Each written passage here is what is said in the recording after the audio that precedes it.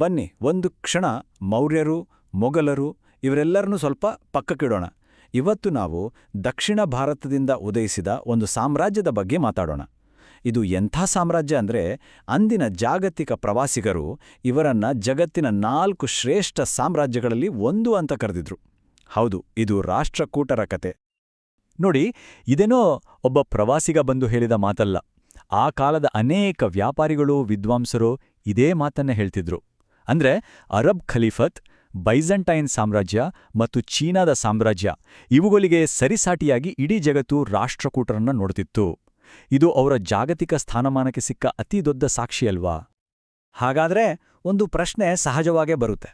ದಕ್ಕನ್ ಪ್ರಸ್ಥಭೂಮಿಯಲ್ಲಿ ಒಂದು ಪ್ರಾದೇಶಿಕ ಶಕ್ತಿಯಾಗಿ ಶುರುವಾದ ರಾಷ್ಟ್ರಕೂಟರು ಇಡೀ ವಿಶ್ವದ ಗಮನ ಸೆಳೆಯುವಂತಹ ಒಂದು ಮಹಾ ಸಾಮ್ರಾಜ್ಯವಾಗಿ ಬೆಳೆದದ್ದು ಹೇಗೆ? ಬನ್ನಿ, ಈ ಪ್ರಶ್ನೆಗೆ ಉತ್ತರ ಹುಡುಕ್ತಾ ನಮ್ಮ ಇವತ್ತಿನ ಪಯಣ ಶುರು ಮಾಡೋಣ. ಅವರ ಈ ಅದ್ಭುತ ಕಥೆಯನ್ನ ಅರ್ಥ ಮಾಡ್ಕೊಳ್ಳಕ್ಕೆ ನಾವು ಅವರ ಆರಂಭದಿಂದ ಹಿಡಿದು ಅವರ ಬೆರಗುಗೊಳಿಸುವ ಸಾಧನೆಗಳನ್ನ ನೋಡೋಣ. ಅವರ ಆಡಳಿತದ ಸೀಕ್ರೆಟ್ಸ್ ಏನು ಅಂತ ತಿಳ್ಕೊಂಡು ಕೊನೆಗೆ ಅವರು ನಮಗಾಗಿ ಬಿಟ್ಟುಹೋದ ಶಾಶ್ವತ ಕೊಡುಗೆಗಳ ಬಗ್ಗೆ ಮಾತಾಡೋಣ. ಪ್ರತಿಯೊಂದು ದೊಡ್ಡ ಕತೆಗೂ ಒಂದು ಆರಂಭ ಅಂತ ಇದ್ದೇ ಇರುತ್ತೆ. ರಾಷ್ಟ್ರಕೂಟರ ಕತೆ ಶುರುವಾಗಿದ್ದು 8ನೇ ಶತಮಾನದಲ್ಲಿ ದಖ್ಖನ್ ಪ್ರಸ್ಥಭೂಮಿಯಲ್ಲಿ ನಡೀತಿದ್ದ ರಾಜಕೀಯ ಬದಲಾವಣೆಗಳ ನಡುವೆ. ನೋಡಿ, ಅವರ ಹೆಸರಲ್ಲೇ ಏನೋ ಒಂದು ವಿಶೇಷ ಇದೆ ಅನಿಸುತ್ತೆ. ರಾಷ್ಟ್ರ ಅಂದ್ರೆ ಪ್ರಾಂತ್ಯ, ಕೂಟ ಅಂದ್ರೆ ಮುಖ್ಯಸ್ಥ. ಅಂದ್ರೆ ಮೊದಲಿಂದಲೇ ಅವರು ಆಡಳಿತಗಾರರಾಗೋಕೆ ಹುಟ್ಟಿದವರು ಅನ್ನೋ ಹಾಗೆ. ಇದು ಸುಮ್ನೆ ಒಂದು ಯುದ್ಧದಲ್ಲಿ ಗೆದ್ದಿದ್ದಲ್ಲ. ಯೋಚ್ನೆ ಮಾಡಿ, ಅದು ದಖ್ಖನ್ ಪ್ರಸ್ಥಭೂಮಿಯ ಅಧಿಕಾರದ ಅಡಿಪಾಯವನ್ನೇ ಅಲ್ಲಾಡಿಸಿಬಿಟ್ಟ ಒಂದು ರಾಜಕೀಯ ಭೂಕಂಪ. ಈ ಮೂಲಕ ದಂತಿದುರ್ಗ ಒಂದು ಹೊಸ ಯುಗಕ್ಕೆ, ಅಂದ್ರೆ ರಾಷ್ಟ್ರಕೂಟರ ಯುಗದ ಆರಂಭಕ್ಕೆ ಮುನ್ನುಡಿ ಬೆರೆದ. ಸರಿ, ಈಗ ರಾಷ್ಟ್ರಕೂಟ ಸಾಮ್ರಾಜ್ಯದ ಹೃದಯಕ್ಕೆ ಹೋಗೋಣ. ಅವರ ಶಕ್ತಿ, ಅವರ ಸೃಜನಶೀಲತೆಗೆ ಯಾವುದೇ ಎಲ್ಲೆಗಳೇ ಇರದಿದ್ದ ಒಂದು ಅದ್ಭುತ ಕಾಲಘಟ್ಟ ಇದು. ಒಮ್ಮೆ ಕಲ್ಪನೆ ಮಾಡ್ಕೊಳ್ಳಿ, ಇದೊಂದು ಕಟ್ಟಡ ಅಲ್ಲ, ಇದೊಂದು ಶಿಲ್ಪ. ಕೈಲಾಸನಾಥ ದೇವಾಲಯ ಕೇವಲ ಒಂದು ಇಂಜಿನಿಯರಿಂಗ್ ಅದ್ಭುತ ಅಲ್ಲ, ಇದು ಅವರ ಶಕ್ತಿ ಮತ್ತು ನಂಬಿಕೆಯ ಒಂದು ದೊಡ್ಡ ಘೋಷಣೆ. ಇಡೀ ಪರ್ವತವನ್ನೇ ಕೊರೆದು ಕೆತ್ತಿ ಮಾಡಿದ ಈ ಕಲಾಕೃತಿ ಇವತ್ತಿಗೂ ನೋಡಿದ್ರೆ ಮೈ ಜುಮ್ಮನ್ನುತ್ತೆ. ರಾಜಧ್ರುವನ ಕಾಲದಲ್ಲಿ ರಾಷ್ಟ್ರಕೂಟರು ತಮ್ಮ ಗಮನವನ್ನ ಉತ್ತರ ಭಾರತದ ಕಡೆಗೆ ತಿರುಗಿಸಿದ್ರು. ಅವರ ಗುರಿ ಕನೌಜ್. ಕನೌಜ್ ಅಂದ್ರೆ ಸುಮ್ನೆ ಒಂದು ನಗರ ಅಲ್ಲ, ಅದು ಉತ್ತರ ಭಾರತದ ಅಧಿಕಾರದ ಕೀಲಿಕೈ ಇದ್ದ ಹಾಗೆ. ಯಾರು ಅದನ್ನ ನಿಯಂತ್ರಿಸ್ತಾರೋ ಅವರೇ ಅಲ್ಲಿನ ಸಾಮ್ರಾಟ್ರು. ಈ ನಗರಕ್ಕಾಗಿ ನಡೆದ ಮಹಾ ಹೋರಾಟವೇ ತ್ರಿಪಕ್ಷೀಯ ಹೋರಾಟ. ಇದು ಅಕ್ಷರಶಃ ಭಾರತದ ರಾಜಕೀಯ ನಕ್ಷೆಯನ್ನೇ ಬದಲಾಯಿಸಿತು. ಆದರೆ ರಾಷ್ಟ್ರಕೂಟರ ಶಕ್ತಿ ಅಂದ್ರೆ ಬರೀ ಖಡ್ಗ, ಯುದ್ಧ ಅಷ್ಟೇ ಅಲ್ಲ.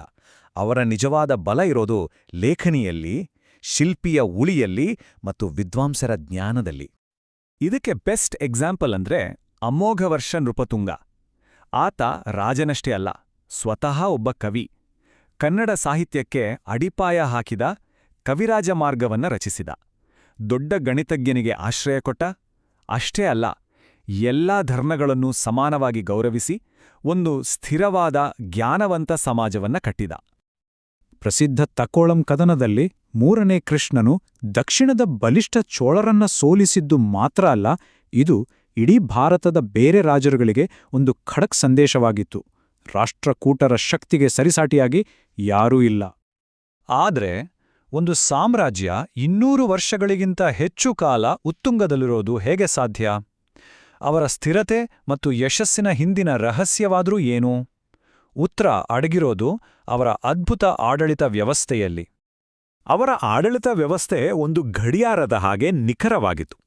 ಮೊದಲಿಗೆ ಇಡೀ ಸಾಮ್ರಾಜ್ಯ, ಅದನ್ನ ರಾಷ್ಟ್ರ ಅಂದ್ರೆ ನಮ್ಮ ಈಗಿನ ರಾಜ್ಯಗಳ ಥರ ವಿಂಗಡಿಸಿದ್ರು.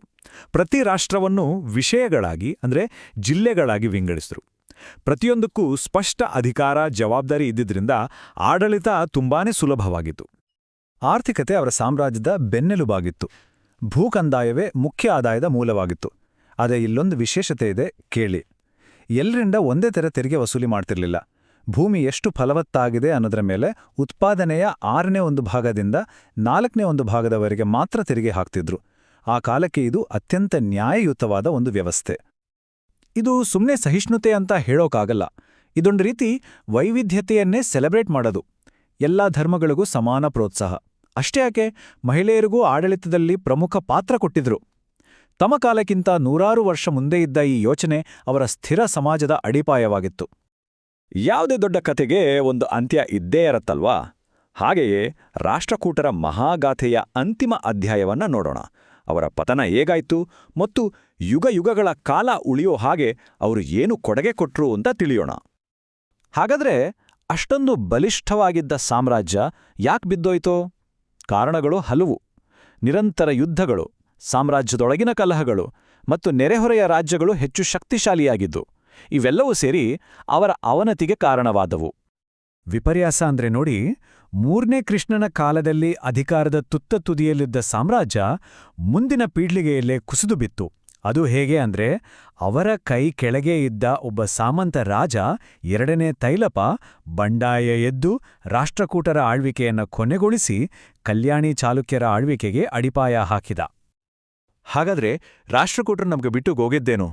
ಕೇವಲ ಕಲ್ಲಿನ ಸ್ಮಾರಕಗಳನ್ನಲ್ಲ, ಇಲ್ಲೋರಾದಟಃ ವಾಸ್ತುಶಿಲ್ಪದ ವಿಸ್ಮಯ, ಕನ್ನಡ ಸಾಹಿತ್ಯಕ್ಕೆ ಒಂದು ಭದ್ರವಾದ ಅಡಿಪಾಯ, ದಕ್ಷ ಆಡಳಿತದ ಒಂದು ಮಾದರಿ ಮತ್ತು ಪ್ರಗತಿಪರ ಸಮಾಜದ ಒಂದು ಕನಸು. ಇವೆಲ್ಲವೂ ಅವರ ಶಾಶ್ವತ ಕೊಡುಗೆಗಳು. ರಾಷ್ಟ್ರಕೂಟರ ಇತಿಹಾಸವನ್ನೆಲ್ಲ ನೋಡಿದ್ಮೇಲೆ ಒಂದು ಪ್ರಶ್ನೆ ಮನಸ್ಸಲ್ಲಿ ಉಳಿಯುತ್ತೆ. ಒಂದು ಸಾಮ್ರಾಜ್ಯದ ನಿಜವಾದ ಶ್ರೇಷ್ಠತೆ ಅಂದ್ರೆ ಏನು? ಇಡೀ ಉಪಖಂಡವನ್ನೇ ಗೆಲ್ಲಬಲ್ಲ ಅವರ ಸೈನ್ಯವೇ, ಅಥವಾ ತಮ್ಮ ಕಾಲಕ್ಕಿಂತ ಮುಂದಿದ್ದ ಎಲ್ಲರನ್ನೂ ಒಳಗೊಂಡ ಅವರ ಸಂಸ್ಕೃತಿ ಮತ್ತು ಮೌಲ್ಯಗಳೇ? ಇದು ಯೋಚಿಸಬೇಕಾದ ವಿಷಯ.